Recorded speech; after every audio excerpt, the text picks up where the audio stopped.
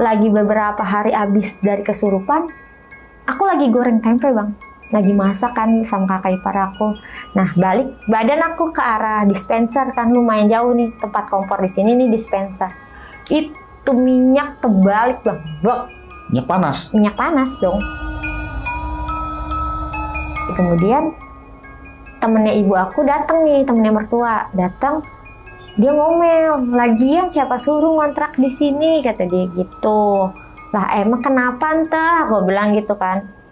Ini kan rumah serem banget deh, kata dia gitu. Seremnya? Iya, di sini tuh pernah ada kejadian bunuh diri, kata dia.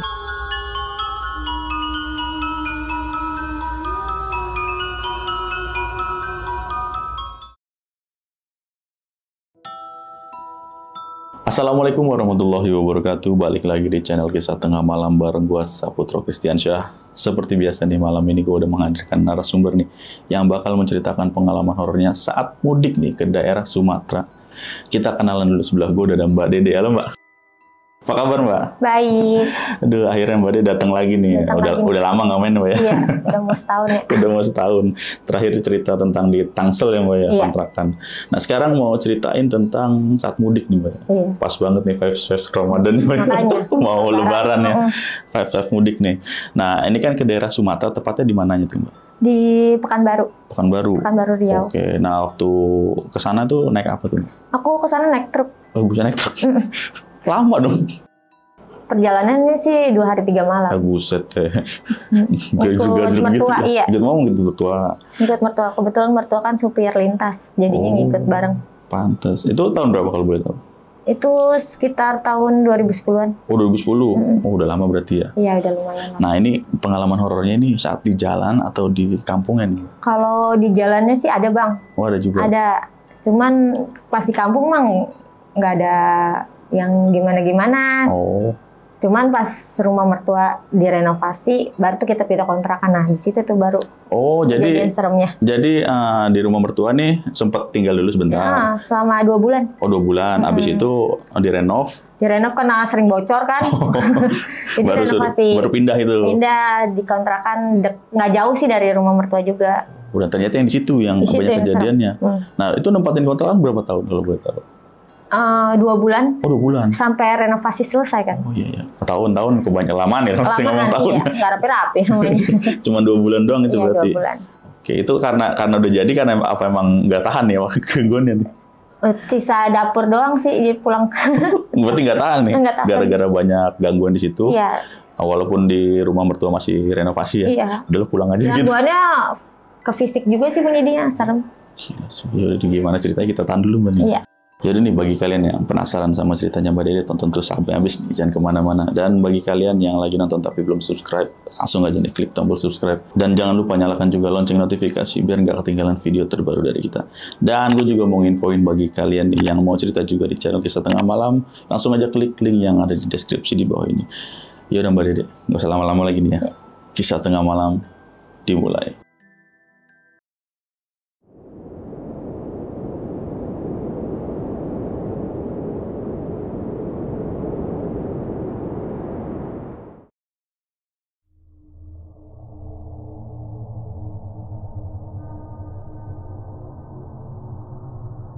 Oke Mbak Dede, jadi gimana tuh ceritanya? Jadi ini sedikit cerita dari perjalanan ya Bang ya. Jadi aku kan pulang kampung nih dari Jakarta ke Pekanbaru itu sekitar 2 hari 3 malam. Jadi kita pulang kampungnya naik truk Bang, sama mertua. Jadi mertua yang nyupirin. Di jalan tuh nggak ada gangguan apa-apa ya Bang. Cuman pas sampai Palembang itu aku diganggu sama sosok kuntilanak yang ngikutin Bang. Ngikutin. Yang jadi kita kan selalu berhenti di rumah makan ya. Selalu berhenti di rumah makan. Di situ ada pas banget lagi di daerah Palembang itu berhenti di suatu rumah makan. Itu rumah makannya besar Bang. Dan cukup terkenal rumah makannya. Nah, di situ keadaan tempat parkir itu sepi. Keadaan tempat parkirnya sepi. Di ujung dari aku parkir mobil nih ada kamar mandi Bang. Kamar mandinya itu pakai lampu kayak lampu remang-remang gitu, kuning. Iya. Untuk mau ke kamar mandinya, ke toiletnya itu harus ngelewatin jembatan. Nah di situ aku mau buang air kecil nih. Dari aku jalan tuh ngeliatin jembatan, sampai situ kamar mandinya tuh kayak nggak pernah berfungsi lagi bang. Itu yang engselnya itu udah rusak, udah banyak lumut gitu ya. Cuman karena kitanya udah kebelet ya pipis aja, air mah ada air di dalam. Cuman karena itu jadi posisi kamar mandinya nih, di dalam ada kamar mandi 2, di depan ada bak besar sama pintu nih. Jadi suami aku nunggu di depan pintu sini, aku pipis di salah satu kamar mandi itu. Ini yang anehnya bang, kan nyendok air itu ditaruh di lengan bak kan, kayak bak itu gede, taruh situ. Kalau untuk aku ngambil airnya aja aku harus begini manjangin tangan. Nah ini nggak kesentuh, nggak apa, toto nih gayung itu kelempar bang. Kelempar. Buset. Ada airnya. Kalau jatuh nggak ada airnya masih logika dong bang. Terus juga kalau emang jatuh dia harusnya bek ke bawah dong. Ini kelempar gitu. Ke arah tembok, kelempar, prak gitu. Dan terus dari kamar mandi yang sebelah nih, itu kedengeran suara kayak geret-geretan kuku. Kuku gini. Iya kayak nyakar-nyakar gitu. Nah pas aku beres-beres nih ngerapin dah tuh semuanya ya, aku keluar, ini dari ujung mata itu aku kayak ngelihat ada sosok perempuan di kamar mandi yang ini. Karena emang engselnya nggak ada ya bang, jadi kamar mandi itu kebuka dan nggak ada orang sama sekali kan. Aku ngelihat kayak sebelah muka perempuan dari kamar mandi itu. Ngintip gitu? Ngintip. Nah terus udah tuh kita berjalan sampai ke Jambi. Waktu masuk dari Jambi ke Pekanbaru itu aku pernah ditampakin kayak pala buntung gitu bang. Pala buntung? Jadi kayak ada, kan kita berhenti di rumah makan kan, emang berapa jam lagi sampai di Pekanbaru. Karena mertua capek, jadi kita berhenti dulu nih istirahat di rumah makan. Di situ ada kayak tempat tambal ban gitu bang. Di situ ada orang yang berdiri tuh bang. Aku kira mah orang biasa ya bawa tentengan gitu, cuman karena di situ lampunya remang-remang, jadi aku tegesin ternyata dia itu bawa kepalanya sendiri bang. Di tempat tambal ban itu? Iya. Pas dia sadar diliatin, dilemparinnya kepala itu ke arah mobil kita. Di situ tuh udah mulai nggak enak visnya, terus aku teriak kenceng banget. Akhirnya mertua jalan lagi ke Pekanbaru. Udah sempat makan itu? Udah selesai makan. Udah selesai, berarti habis keluar dari abis makan, terus aku naik ke atas mobil. Kan biasanya kan emang supir-supir mah tidurnya kan di rumah makan. Jadi aku milih tidurnya di mobil aja gitu, biar nggak nyampur sama cowok-cowok gitu kan.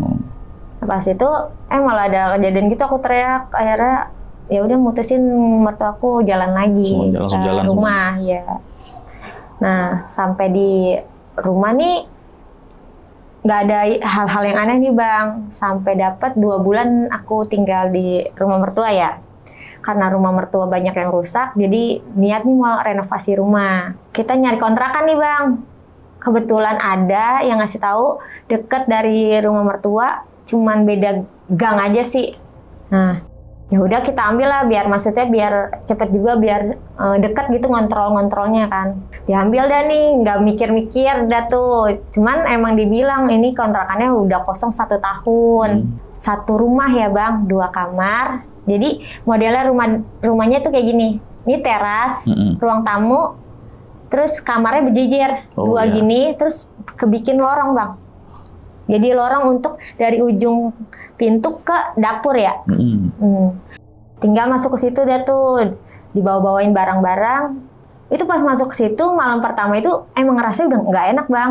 Itu kayak anyep, terus juga dingin gitu hawanya. Cuman kita pikir lagi, iyalah orang udah setahun kok kosongnya kan gitu ya.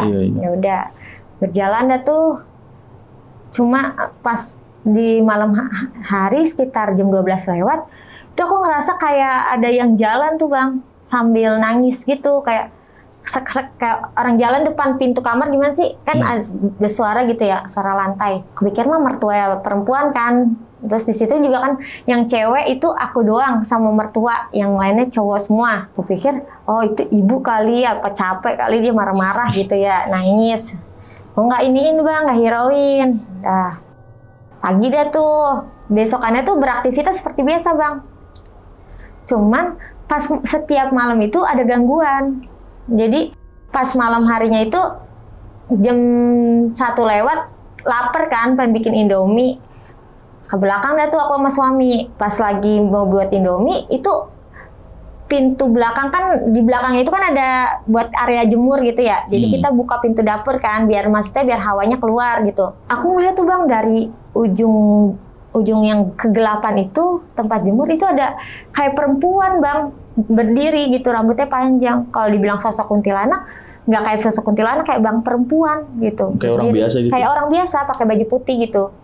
Cuman logikanya tempat jemur kan sekelilingan inian ya, tembok. Nah itu siapa gitu.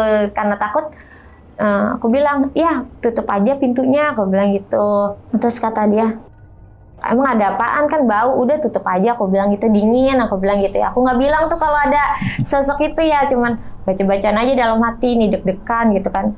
Udah jadi tuh mie-nya tuh, makan dah tuh. Kayak biasa tuh, kalau mau tidur ada lagi tuh bang yang jalan di depan kamar sambil nangis gitu. Cuman masih nggak mau nanya itu siapa gitu. Pokoknya pasti aku yang dengarkan karena susah tidur kan. BTW juga aku di situ lagi hamil muda. Oh, oke. Lagi hamil muda. Iya. Terus kalau siang aku tuh sendiri di rumah. Udah siang lagi nih, siang sendiri. Karena suami sama mertua kan kerja, adik-adik pada sekolah kan. Pas lagi mau masak nih, siang nih, itu lagi iniin bumbu. Kan kamar mandi aku itu ada 2 bang. Yang satu ini buat mandi, yang satu ini WC.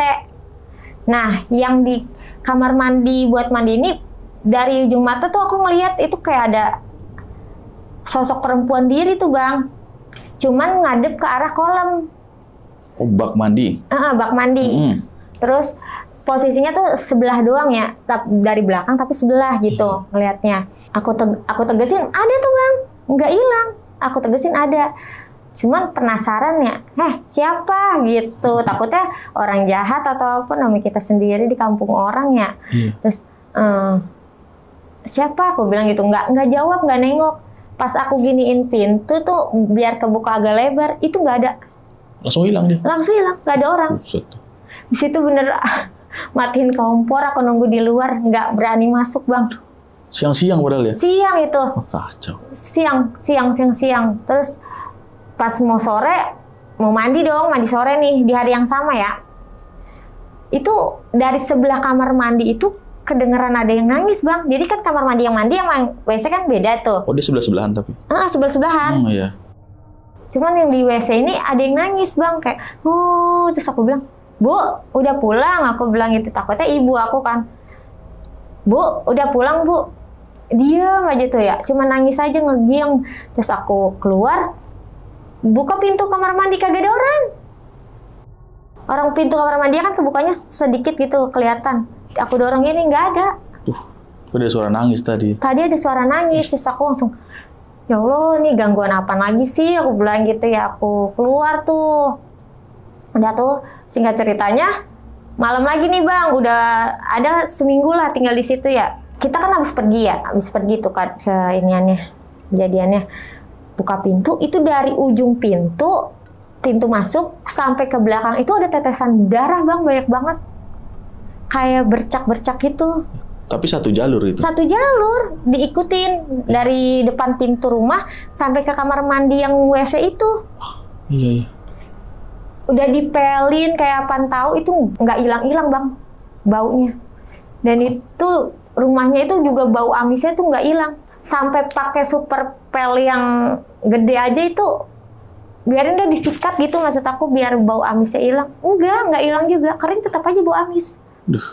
Masuk ke WC itu, tapi pas di dalam WC nggak ada itu. Cuman aku bersihin, nggak yang tahu-tahu ada tetesan terus dilihat hilang gitu. Enggak, orang aku pegang. Darah bener?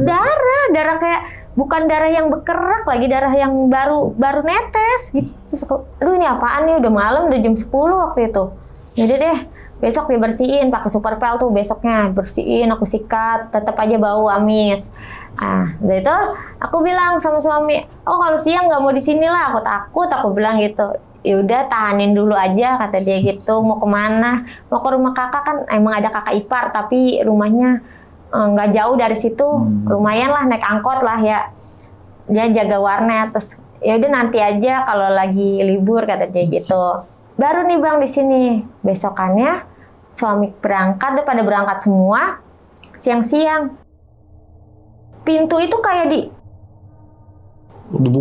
dibuka padahal dikunci. Aku pikir mah ada yang buru-buru mau masuk sampai kebelet ya. Kecek gitu. Siapa ya? Aku bilang gitu. Tuh aku di dalam sendirian. Kucuk gitu. Terus aku bilang, siapa? Terus aku buka nggak ada orang. Cuman angin aja, namanya Pekanbaru kan sepi ya orangnya ya. Terus ya udah aku longok-longok lihat tuh nggak ada.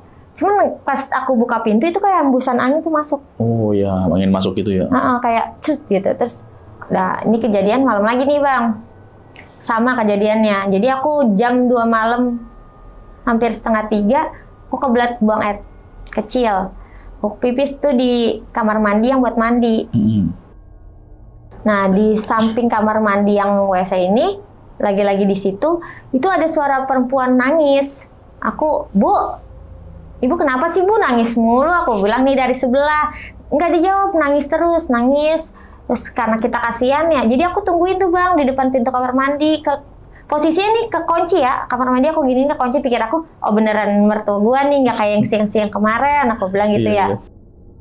Bu, aku ketok tuh. Terus dia, ini apa namanya, nggak jawab, cuma nangis aja gitu.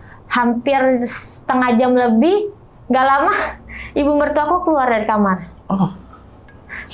Ngapain Neng? Jam segini di depan kamar mandi. Lah, yang di kamar mandi bukannya ibu tadi? Aku bilang gitu. Nangis. Enggak, ibu aja baru mau ke kamar mandi kata dia gitu. Penasaran bang. Dibuka mah kebuka. Tadi mah digini-gini kagak kebuka. Kekunci. Kayak seakan-akan ada orang di dalam kamar mandi. Terus gini, kenapa sih Neng? Enggak, besok aja deh ceritanya. Aku bilang gitu sama ibu.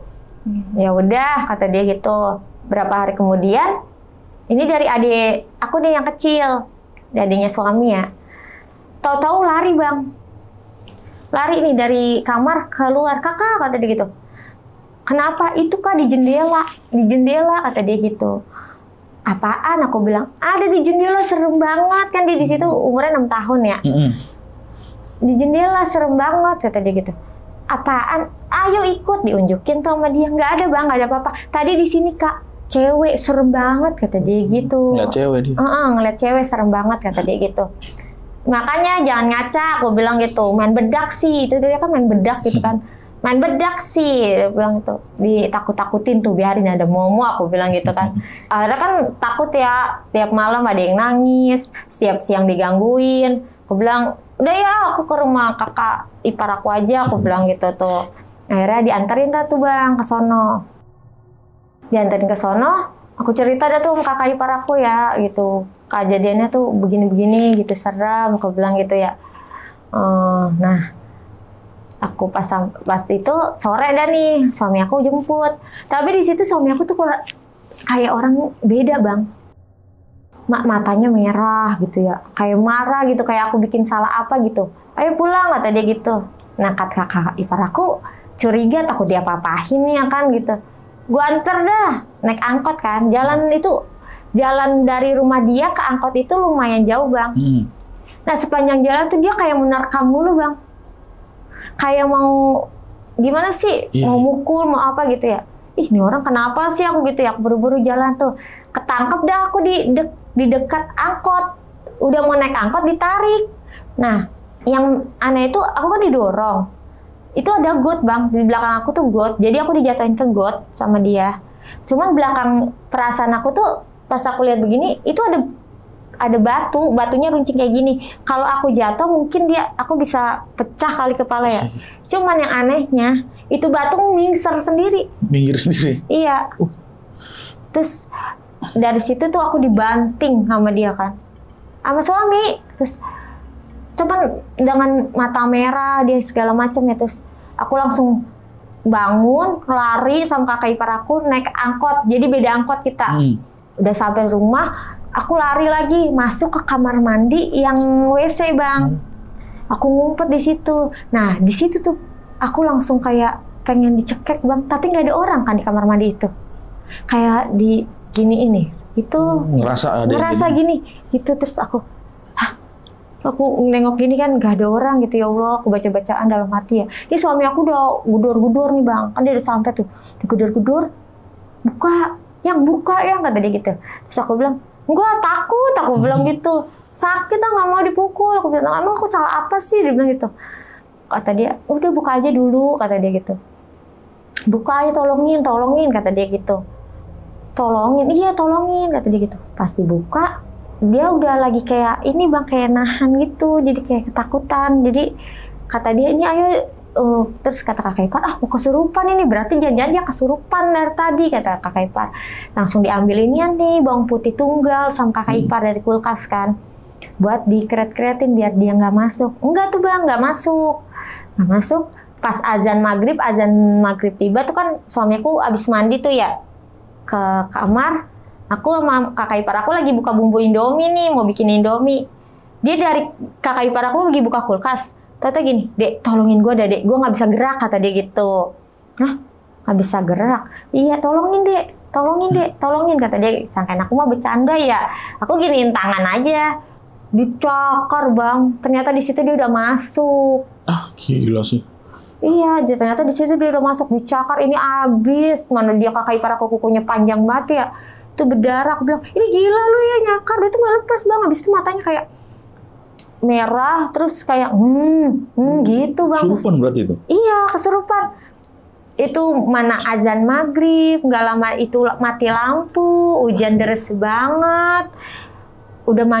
Akhirnya manggil tuh ke ustadz bang, buat ngeluarin, gak mau keluar. Katanya dia mau aku. Katanya soalnya kan posisinya di situ aku lagi hamil muda kan. Enggak, mau dia nakal, kata dia gitu, katanya gitu, nunjuk gitu. Dikeluarin, nggak mau keluar bang, nggak bisa keluar sampai 7 ustadz. 7 ustadz? 7 ustadz. Itu kejadian dari azan maghrib kira-kira jam 6 sampai jam 12 lewat bang. Gila. 6 jam itu? Iya, itu 6 jam nggak keluar. Itu udah kayak rumah itu udah dibikin kayak pesugihan. Kakakku di tengah-tengah dipegangin orang, ini lilin banyak banget karena mati lampu kan. Iya. Dan juga mungkin mati lampunya bukan karena kakakku kesurupan, karena Pekanbaru emang sering mati lampu. Nah, cuman kayak busnya pas banget lah bareng gitu ya, sama pas lagi kejadian. Itu nggak keluar-keluar bang, sampai 7 ustadz datang. Nggak tahu ustadz, nggak tahu kayak di situ kalau katanya sih ustadz guru ngaji gitu. Cuman nggak keluar-keluar. Akhirnya suami aku yang ngeluarin, cuman dibacain doang biar diajak ngomong gitu, keluar ya gitu, jangan ganggu lagi. Terus nggak lama, pokoknya aku mau dia kata gitu. Akhirnya keluar dah tuh dia, cuman masuk ke tetangga. Kakak aku udah lemas, masuk ke tetangga. Sebelum masuk semua nih tetangga, untung punya pegangannya mungkin kuat ya, maksudnya imannya lebih kuat lebih dari kakakku ya. Jadinya dia nahan biar nggak masuk. Dari kejadian itu makin seram itu kontrakan. Gila sih. Makin seram itu gangguannya makin jadi itu rumah makin dibilangnya tuh bener-bener kayak nggak ada hawa bang. Kalau masuk ke rumah dari luar nih kita seger aja gitu ya, masuk ke dalam rumah itu udah kayak anyep. Iya. Nah, udah mana kita sendirian ya. Akhirnya aku suruh kakak ipar aku udah di sini aja tuh temenin aku ya gitu, kata dia. Iya, cuman lu jangan ke kamar mandi ya, dia kamar mandi WC, kata dia gitu. Dia demen sama lu, kata dia gitu. Dia juga cemburu, lu deket-deket suami lu. Masa ada setan gitu, aku bilang gitu kan sama dia. Terus, tapi bener bang, itu bener. Jadi pas lagi beberapa hari abis dari kesurupan, aku lagi goreng tempe bang. Lagi masak kan sama kakak ipar aku. Nah, balik badan aku ke arah dispenser kan, lumayan jauh nih tempat kompor di sini nih dispenser. Itu minyak terbalik bang. Minyak panas? Minyak panas dong, kan lagi goreng. Untung nggak ada orang. Aku jauh, kakak ipar aku lagi di depan. Itu tata terbalik, mana banyak tuh minyak ya. Aku bilang gini, ya lu masih aja digangguin, aku bilang gitu ya. Terus nggak lama dari minyak itu pintu kamar mandi WC kok bok gitu. Nah, situ nanya dah nih ke tetangga deket dulu tentang rumah ini nih, kenapa gitu. Nggak ada bang, nggak ada yang mau cerita. Masih nutupin ya? Cuman bilangnya ini apa namanya kosong aja, orangnya nggak nempatin lagi, mau beli rumah atau apa gitu kata dia gitu. Terus aku bilang, oh gitu ya. Beberapa hari kemudian temennya ibu aku datang nih, temennya mertua datang, dia ngomel, lagian siapa suruh ngontrak di sini kata dia gitu. Lah emang kenapa entah? Aku bilang gitu kan. Ini kan rumah serem banget deh kata dia gitu. Seremnya? Iya di sini tuh pernah ada kejadian bunuh diri kata dia gitu. Aku bilang, pantes tuh aku sering digangguin. Aku bilang gitu. Emang kejadiannya gimana kan gitu. Iya katanya dia sih ngeset nadinya ya dari ujung pintu sini nih ke kamar mandi. Tapi nggak tahu udah kamar mandi yang mana kata dia gitu. Kan nggak boleh masuk kata dia gitu. Sampai di kamar mandi katanya dia gantung diri gitu. Aku baru tahu di situ, oh pantes tuh bau banget amis ini rumah. Aku bilang itu. Pas tante aku lagi bilang kayak gitu bang, pintu kamar yang di depan itu ketutup kenceng banget. Ada yang banting? Dibanting, buak terus nggak bisa dibuka bang. Kayak dikunci dari dalam. Itu tuh lemari-lemari jatuh bang semuanya. Dalam kamar itu? Dalam kamar itu. Terus dengar suara kayak cewek teriak gitu.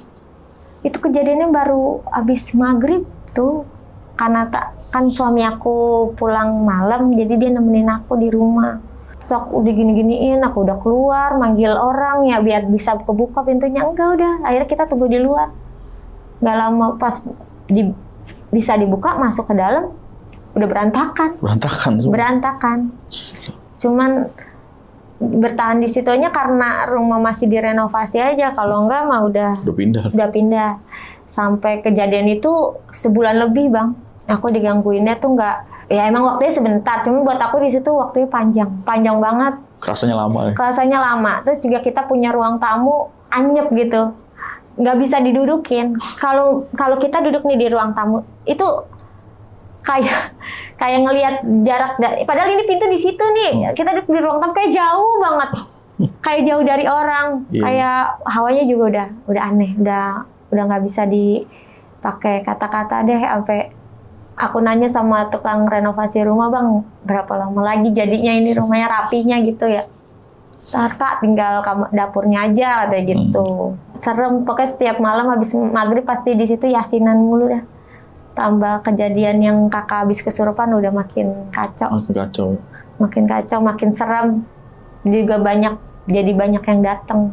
Bukan cewek itu doang, kayak sosok kuntil anaknya juga ada bang jadinya. Ya, ketahuannya sih pas lagi masuk, Toto ada yang duduk di depan di kursi ruang tamu. Toto ngejogrok gitu aja.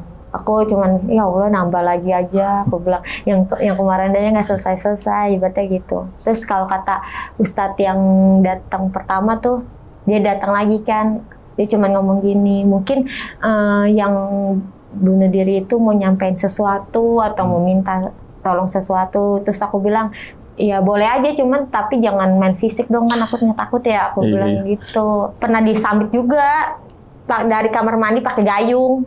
Gayung? Sendiri itu? Iya. Lempar sendiri? Kelempar kena. Buset ya. Kan dari kamar mandi ke tempat goreng kan dekat gitu kan. Kayak di situ serem banget ya. Adrenalin banget. Nah ini kan tadi ini ya sempat ada yang bunuh diri ternyata di situ. Dia gesek ini ya, belah nadinya terus gantung diri. Iya. Itu kalau boleh tahu cewek apa cowok itu? Cewek. Oh berarti dia ngebelah nadinya di pintu depan? Iya, dari pintu. Terus dia jalan ke kamar mandi. Terus gantung diri di kamar mandi yang WC itu. Oh yang buat itu ya BAB segala macam ya. Pantas ya waktu Mbak di kamar mandi itu denger nangis di situ. Iya, ternyata dia juga gantung diri di situ kan. Aku juga pertama nggak mikir kalau ada kejadian kayak gitu ya bang, cuman paling gangguan biasa. Ternyata lebih dari biasa. Tapi itu mertua nggak tahu. Akhirnya kan jadi tahu karena aku cerita. Nggak, sebelumnya nggak tahu berarti itu. Nggak tahu. Padahal deket ya sama rumah mertua ya. Mertua mah tahu di situ pernah ada yang meninggal katanya bunuh diri. Cuman posisi rumahnya mertua nggak tahu yang mana. Soalnya kan beda gang. Berarti cuma tahu infonya doang. Tahu infonya. Tuh ada rame-rame di situ ada yang bunuh diri tuh gitu. Iya. Kalau boleh tahu mertua tahu nggak itu beritanya kapan itu? Itu kalau nggak salah berapa tahun, 3 tahun atau 2 tahun yang lalu gitu. Cuman kan dibilangnya itu rumah kosong udah baru setahun. Cuman kalau feeling aku sih itu rumah udah kosong udah lama ya Bang. Soalnya debunya itu udah lebih-lebih waktu kita beberes tuh Bang. Iya. Kan kalau baru setahun mah kan masih bersih-bersih dikit lah. Nggak terlalu kotor nggak terlalu kotor. Ini kayaknya udah debuan banget. Debu banget. Mungkin kosong semenjak dia bunuh diri ya. Mungkin lah ya. Iya, mungkin pernah ada ngontrak kali di situ juga. Nggak kuat juga. Nah tadi kan suaminya sempat kesurupan tuh. Itu yang ke rumah itu ya, kakak ipar ya. Iya. Nah itu pas nyampe mata merah itu berarti udah kesurupan itu? Enggak, pas sampai itu belum langsung kesurupan Bang. Jadi kayak pas sampai dia duduk dulu kan karena itu warnet ya, dia main warnet. Nggak lama dia langsung teriak. Sempet teriak dulu dia? Teriak dulu, ayo pulang kata dia gitu. Nggak bentak gitu? Nggak bentak. Padahal di situ posisinya aku nggak bikin salah apa-apa, terus juga nggak yang nyautin gimana-gimana. Aku kan orangnya juga kan diem aja ya. Terus aku kaget kan, orang kenapa gitu. Cuman di situ mukanya udah aneh Bang, mukanya merah, sampai mata-matanya tuh merah. Iya. Terus juga kayak ngeliat aku kayak nafsu banget, kayak pengen mukul gitu. Kayak orang kesel gitu ya? Iya kayak punya salah gitu. Aku bilang gini, emang aku salah apa sih? Aku bilang gitu ya. Aku takut lah ya pasti. Takut lah Bang, namanya dia laki kita perempuan. Dan itu yang diangkut sempet dibanting berarti? Itu sebelum naik Bang, jadi aku baru mau naikin kaki, dia udah tarik, dibanting bener-bener dibantingnya itu bukan didorong ya Bang, dibanting, diangkat, dibanting. Nah itu kalau boleh tahu sembuhnya kenapa itu? Nggak tahu, pas pulang ke rumah udah nggak kesurupan lagi. Terus cuman yang dia ketok-ketok pintu kamar mandi itu dia minta tolong Bang, kayak nahan, kayak mau masuk lagi kayak nahan dia gitu. Tolong atau dia gitu tolong. Berarti kayak ngelawan lah ya, iya, dalamnya. Terus dia udah di depan pintu yang dapur itu. Tolong katanya, ntar masuk lagi kata dia gitu. Aku bingung, langsung ngambil kayak bawang putih tunggal tuh kan, kalau dulu kan buat orang hamil kan bawang putih perjaka gitu. Iya. Tuh pakai itu Bang, diolesin di jempol kakinya. Jempol sini. Maksudnya biar nggak kesurupan. Ya nggak tahu lah tuh kakak ipar aku.